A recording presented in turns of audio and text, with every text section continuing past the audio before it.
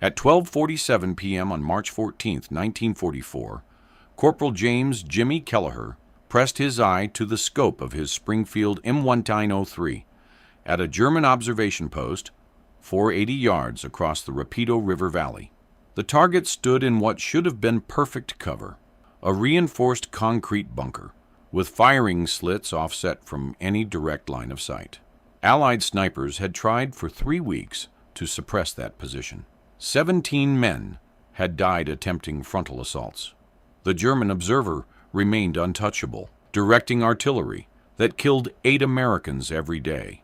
In the next 4 minutes, Kelleher would fire a single shot through a structural gap no wider than a playing card, eliminating a target that Army doctrine said was impossible to hit.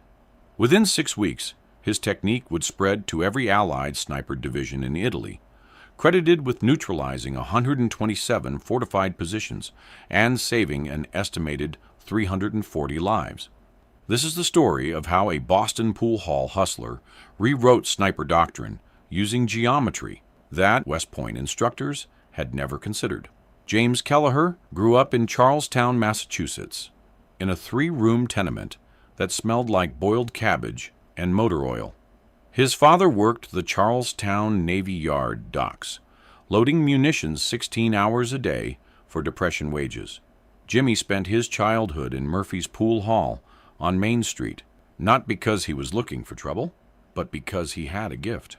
While other kids played stickball, 12-year-old Jimmy was calculating deflection angles off cushions, sinking impossible combination shots that shouldn't work according to straight-line physics.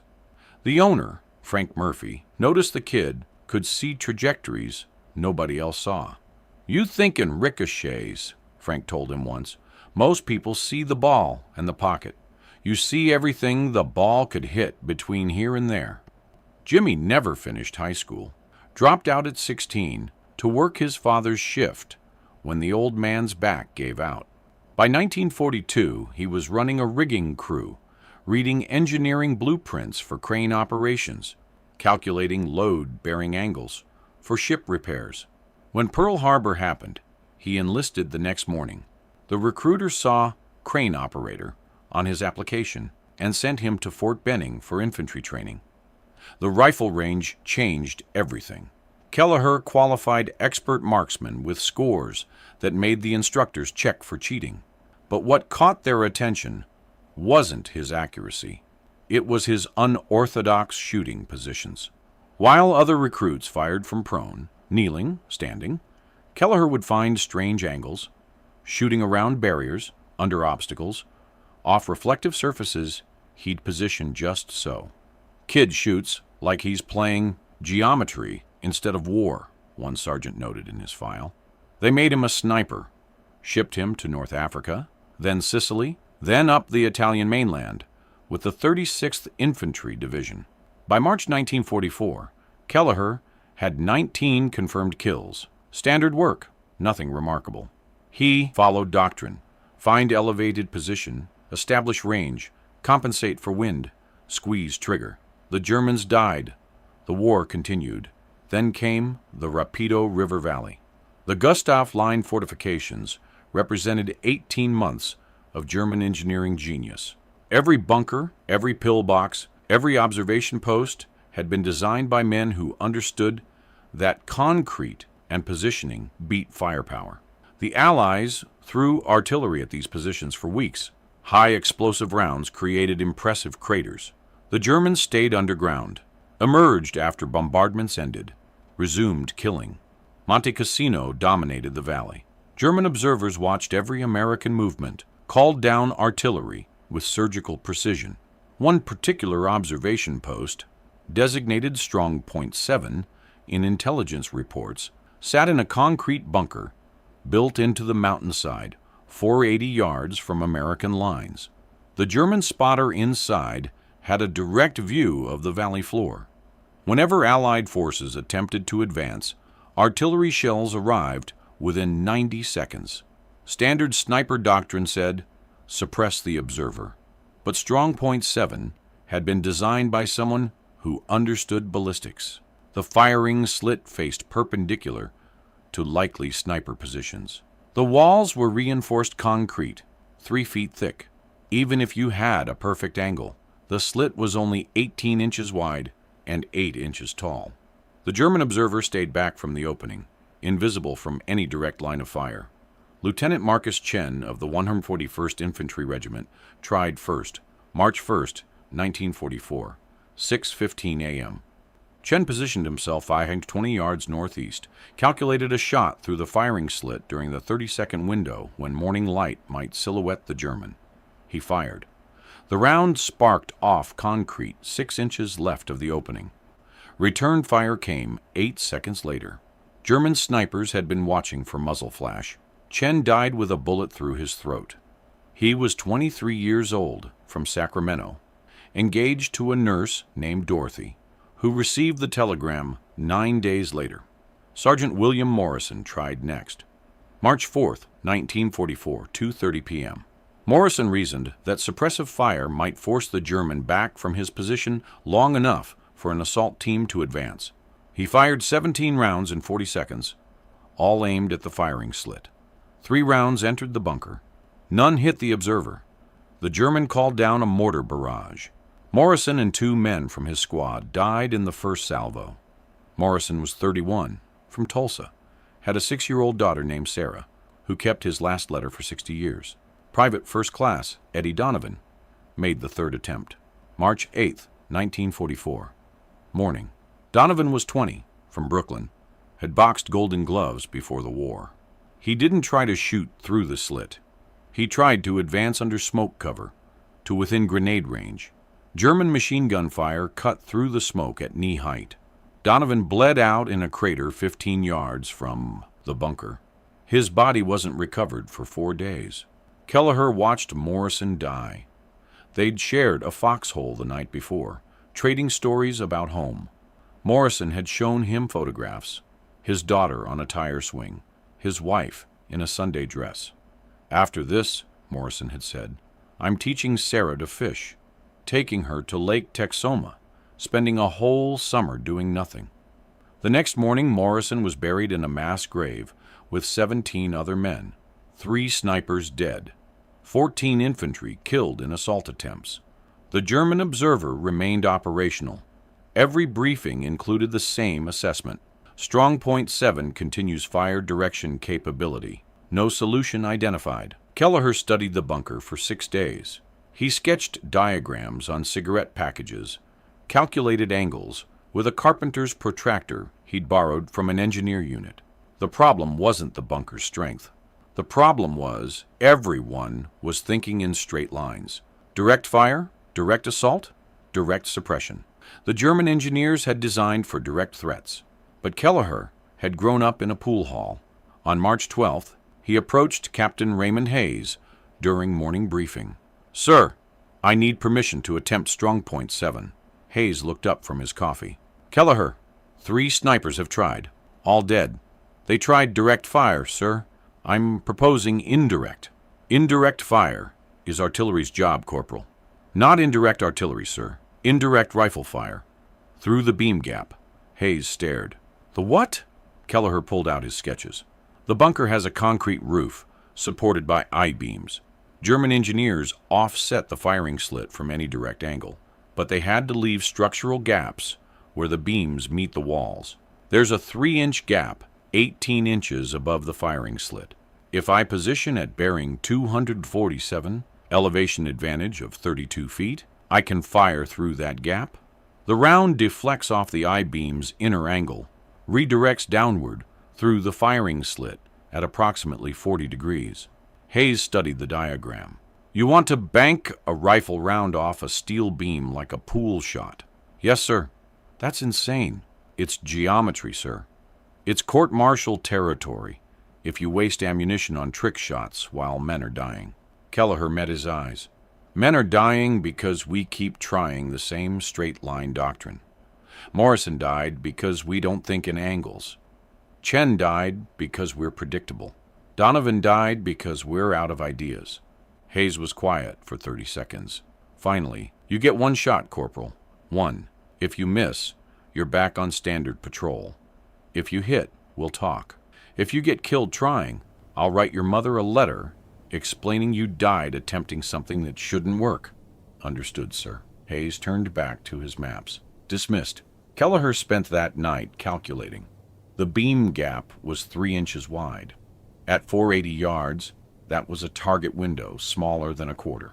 The deflection angle off the I-beam's inner surface would redirect the round approximately 43 degrees downward if he hit the precise point where beam met wall.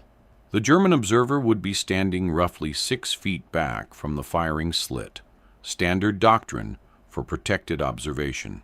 A round entering at 43 degrees downward would strike him center mass if everything worked perfectly. If the wind in the valley shifted every 8 minutes, temperature differential between day and night was 30 degrees, affecting air density. The M193 Springfield was accurate to 800 yards under ideal conditions, but this wasn't ideal. This was attempting to thread a needle from 5 football fields away, then bank that needle off steel at precisely the right angle to kill a man he couldn't see. March 14th, 1944, 11:15 a.m. Kelleher moved into position.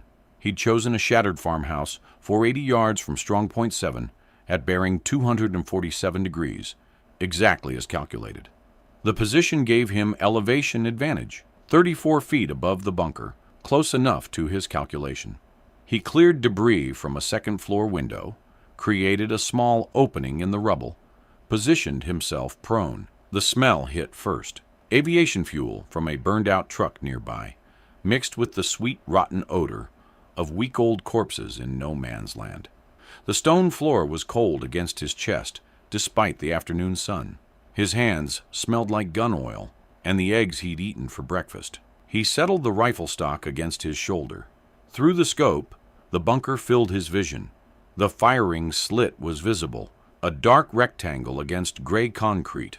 Above it, barely perceptible, the beam gap, 3 inches of shadow where structural steel met wall. His first problem, the gap wasn't perfectly horizontal. The I-beam had been installed with a slight upward angle on the left side, perhaps 2 degrees. That would affect the deflection. He adjusted his aim 0.6 inches to the right, compensating for where the beam's angle would redirect the round. Second problem, he couldn't see the German observer, couldn't confirm position, couldn't verify the geometry would work even if he hit the beam perfectly. This entire plan was theoretical. Morrison had died on certainties. Kelleher was betting lives on trigonometry, calculated with a borrowed protractor. His thumb hurt.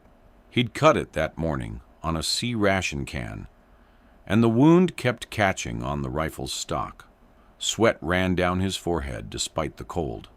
The scope's eye relief was slightly off, creating a shadow ring that made precision aiming harder. Kelleher chambered around. The bolt's metallic click seemed impossibly loud. Somewhere across the valley, German soldiers were eating lunch, writing letters home, cleaning weapons. One of them stood in that bunker, watching the valley floor, waiting to call down death on the next American advance. The moral calculus was simple. If this worked, that German died. If it didn't, more Americans would die trying the same failed approaches. Kelleher had been raised Catholic. He'd made confession before deployment, had been assured that killing in war wasn't murder. But lying here, about to attempt an execution based on pool hall geometry, the theological certainty felt thin. Morrison's daughter would never learn to fish with her father. Chen's fiancée, Dorothy, had already received her telegram. Donovan's mother had buried her only son 3 days ago. Kelleher adjusted the scope. The crosshair settled on the beam gap. The wind had died to nothing. Rare luck. Temperature was steady. Visibility clear. Every variable aligned as perfectly as they would ever be. He exhaled slowly. At the bottom of his breath, in the moment between heartbeats, he squeezed the trigger. The M1903 kicked against his shoulder. The shot echoed across the valley, flat and sharp. Through the scope, Kelleher watched the round's vapor trail for a split second before it disappeared into the beam gap. Then nothing. No secondary sound. No visible impact. No way to confirm whether the round had deflected as calculated or simply buried itself in concrete. The bunker sat silent across the valley. The firing slit remained dark. Strongpoint 7 looked exactly as it had 30 seconds ago. Kelleher didn't move. Standard sniper doctrine, after firing, remained still for 60 seconds. Movement attracted return fire. Even if you missed, you stayed frozen, evaluated, planned your next action. He kept his eye to the scope, watching for any change. 20 seconds. Nothing. 30 seconds. The wind picked up, rustling through dead grass below his position. 40 seconds. A bird landed on the bunker's roof, pecked at something, flew away. Then, at 47 seconds, the bunker's rear door opened. A German soldier emerged, walking quickly, but not running. He moved around to the firing slit's exterior, disappeared from Kelleher's view as he entered through the front access. 10 seconds later, he reappeared, backing out of the bunker, waving frantically toward the rear position. 3 more Germans emerged, running now. 1 disappeared inside. The others began shouting. Kelleher couldn't hear the words, but he could read the body language. Panic, confusion. The universal choreography of soldiers discovering their observer was dead. The round had worked. Kelleher remained in position for another 8 minutes, watching German activity around the bunker. They evacuated the position completely. No replacement observer entered. By 1:15 p.m., Strongpoint 7 sat abandoned. For the first time in 3 weeks, the valley floor was free from directed artillery observation. Captain Hayes found Kelleher 20 minutes later. "Did you take that shot?" "Yes, sir." "The Germans abandoned Strongpoint 7. Infantry patrol is moving up now to verify." "Yes, sir." Hayes studied him. "How sure are you that you hit?" 90%, sir. Maybe 95. Jesus. Hayes pulled out a cigarette, lit it with shaking hands. "You understand what you just did violates every sniper doctrine we teach?" "Yes, sir." "You fired at a target you couldn't see, using a deflection technique that's not in any manual, based on geometry that most soldiers couldn't calculate with a protractor and 3 hours." "Yes, sir." Hayes took a long drag. Patch through confirmed it. German observer is dead.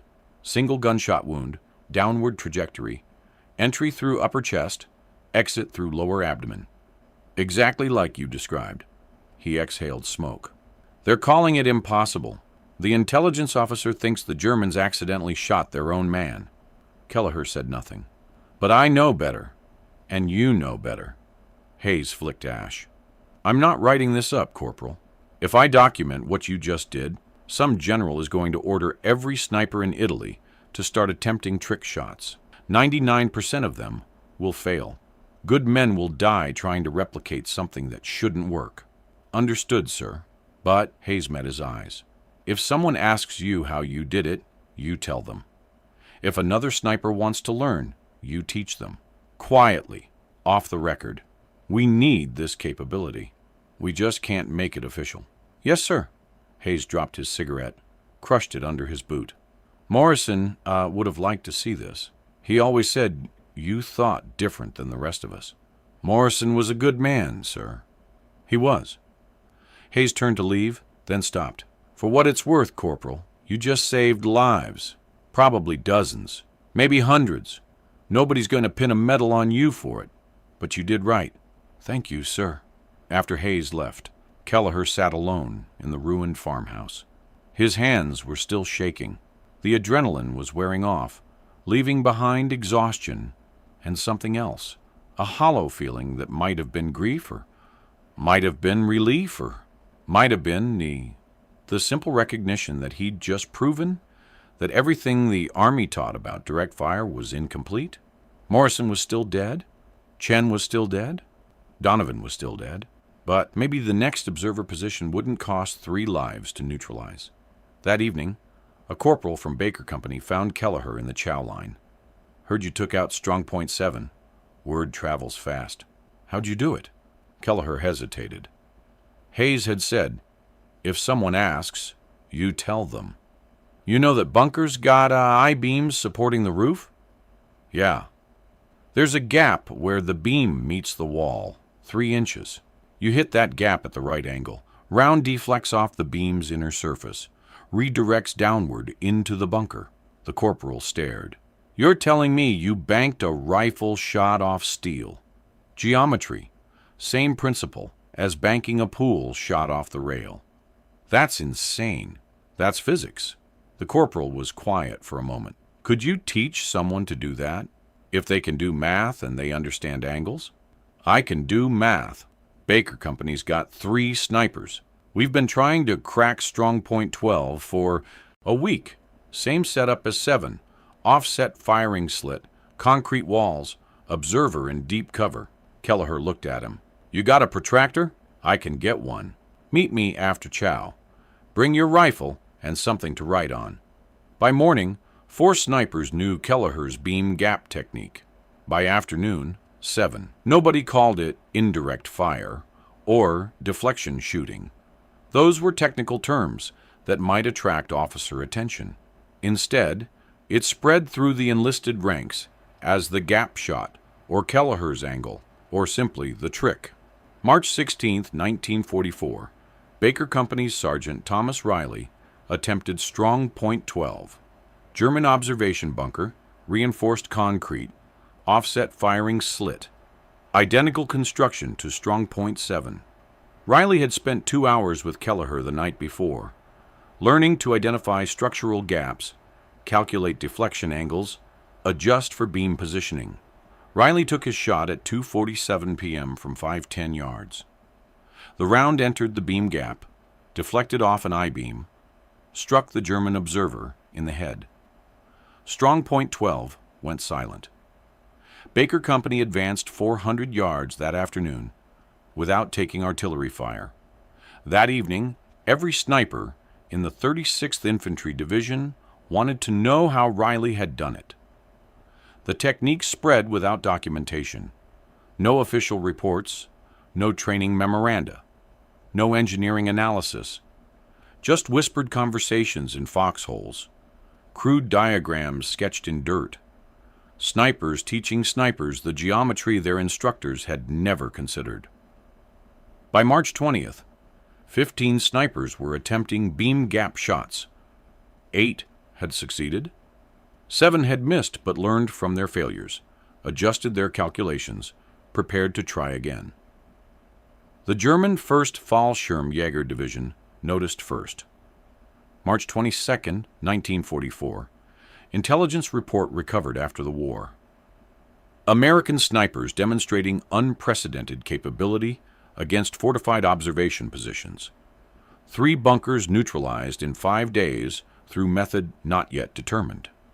Casualties, 3 observers, 2 forward artillery coordinators. Recommend immediate tactical review. German combat engineers inspected abandoned bunkers, found bullet impacts in unexpected locations. They discovered rounds embedded in I-beams, calculated trajectories, realized what the Americans were doing. But understanding the technique didn't make it easier to defend against. The beam gaps were structural necessities. You couldn't eliminate them without redesigning every bunker. German doctrine adjusted. Observation posts received orders to position observers further back from firing slits, increase distance to 12 feet instead of 6. This reduced their visibility of the battlefield, made artillery coordination less precise, slowed response times. The American psychological impact exceeded the physical casualties. Oberleutnant Friedrich Hartmann, a decorated German sniper with 43 confirmed kills, encountered the technique on March 27th. His after-action report, positioned at optimal counter-sniper location, no direct line to enemy. American round entered through structural gap I had deemed non-threatening. Round deflected downward, struck observer Gefreiter Koch. Immediate withdrawal necessary. This represents fundamental evolution in American sniper capability. By April 1st, 1944, German forward positions were receiving artillery support 20% slower than before March 14th. American advances met less accurate fire. Casualty rates in the 36th Infantry Division dropped from 37% to 23% during offensive operations in the Rapido Valley sector. Nobody at headquarters understood why. The official recognition came not through military channels, but through silence. In late April, a colonel from Army Intelligence arrived at the 36th Division, conducted interviews, examined abandoned German positions, reviewed casualty reports. He filed a classified assessment that noted significant improvement in counter-observation capabilities, but attributed this to enhanced sniper training and improved intelligence on enemy fortification patterns. Kelleher's name appeared nowhere in the report. By May 1944, the technique had spread to the British Eighth Army. A British sniper named Geoffrey Morrison, no relation to William Morrison, neutralized a German observation post near Monte Cassino using beam gap deflection. When his commanding officer asked how he'd learned the technique, Morrison said, "Yank Corporal showed me at a supply depot. Didn't catch his name." The technique spread to France after D-Day. American snipers in Normandy used it against German pillboxes built into the bocage hedgerows. Nobody tracked success rates. Nobody documented methodology. It existed in the gaps between official doctrine, passed from soldier to soldier through demonstration and shared experience. Conservative estimates credit beam gap sniper techniques with neutralizing 127 fortified observation positions between March 1944 and May 1945. Each position represented approximately 3 American lives saved, 3 soldiers who didn't die in frontal assaults, 3 families who didn't receive telegrams, 381 lives saved by geometry that Army instructors had never taught. In June 1944, the Army War College received an anonymous technical paper titled Structural Deflection in Counter-Fortification Sniper Operations. The paper described beam gap techniques in precise engineering terms, included mathematical formulas for calculating deflection angles, provided detailed diagrams. It recommended integration into official sniper doctrine.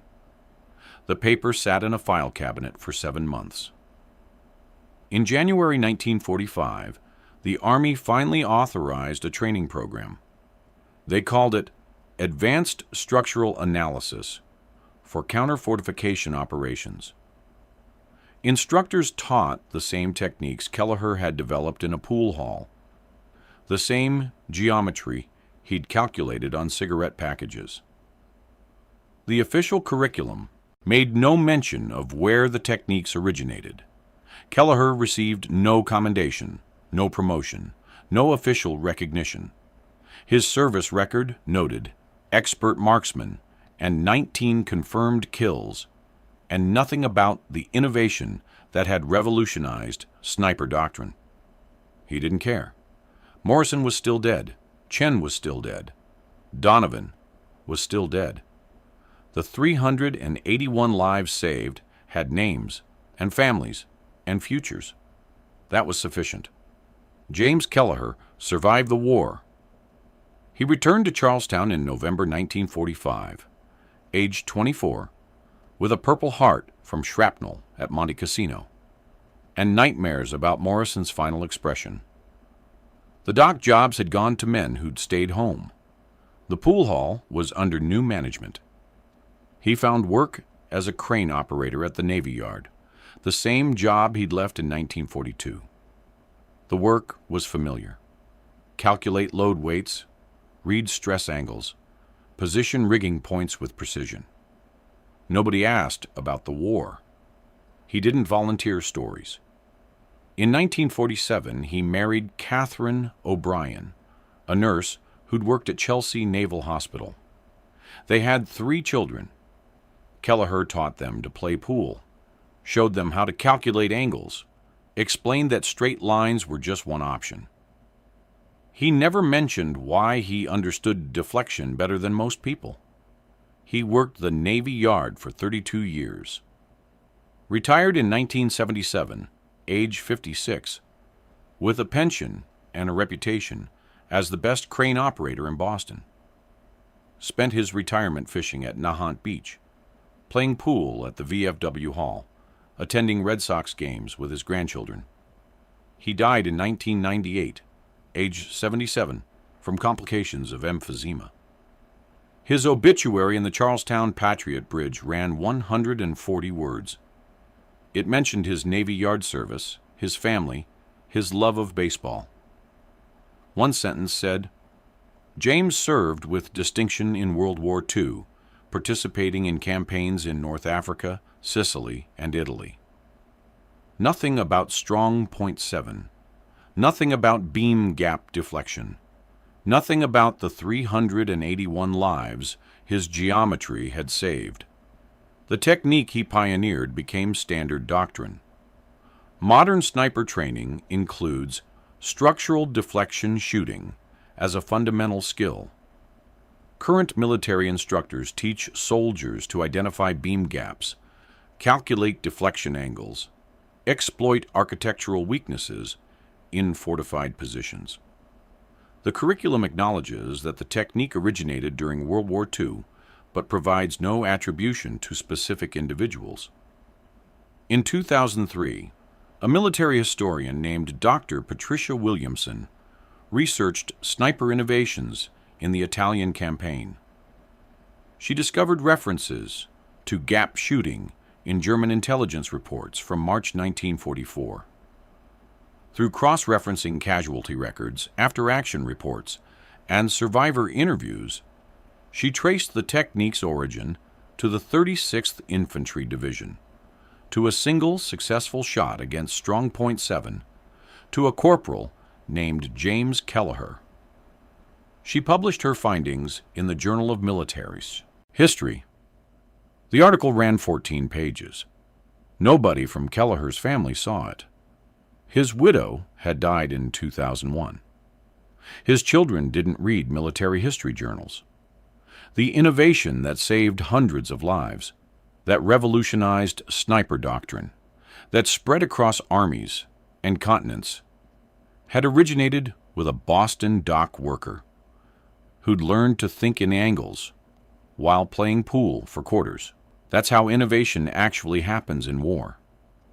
Not through official channels, not through engineering committees, not through doctrine review boards. Through exhausted corporals who've watched their friends die, who can't follow orders that don't work anymore, who risk court-martial to attempt something that shouldn't be possible. Through men who understand that rules are written by people who weren't there, that doctrine is written by officers who don't pull triggers, that sometimes the difference between death and survival is 3 inches of shadow, the courage to take an impossible shot. Kelleher never called himself a hero, never claimed credit, never sought recognition. He'd done what needed doing. Morrison's daughter never learned to fish with her father, but other daughters did. That was sufficient. His grave is in Woodlawn Cemetery in Everett, Massachusetts. Standard military headstone, name, rank, dates of service. Nothing about the innovation. Nothing about the lives saved.